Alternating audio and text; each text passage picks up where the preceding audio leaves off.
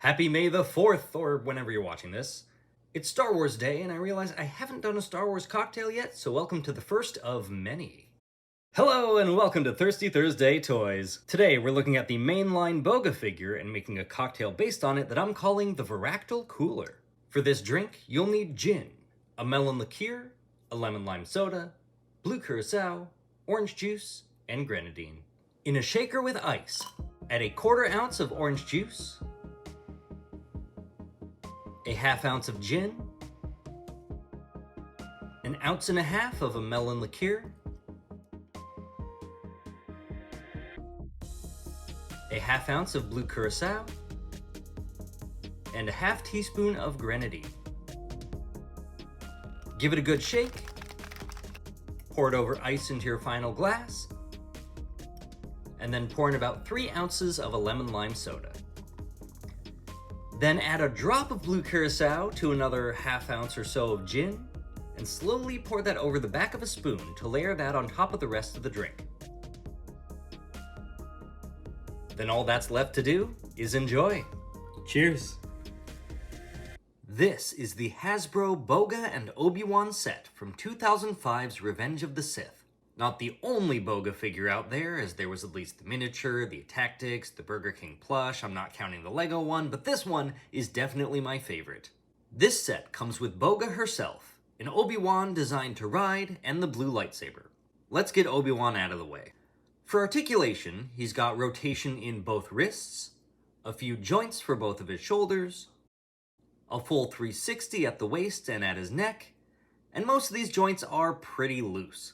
Now this guy came straight from the package, so either he's just like that or the tolerances aren't great on my copy.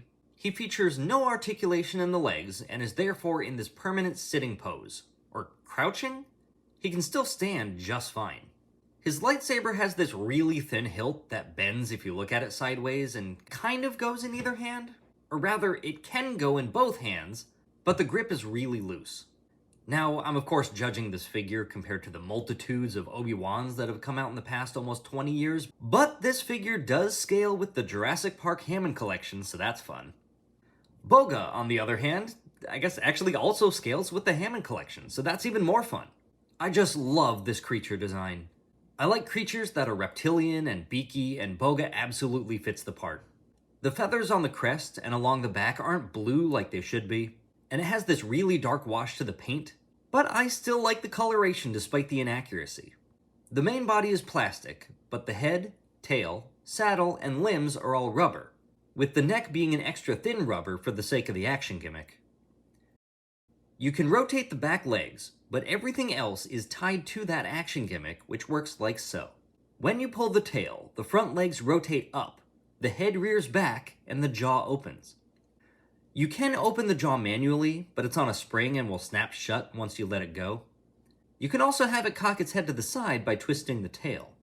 Now, unfortunately, the saddle and harness are not removable, but whatever.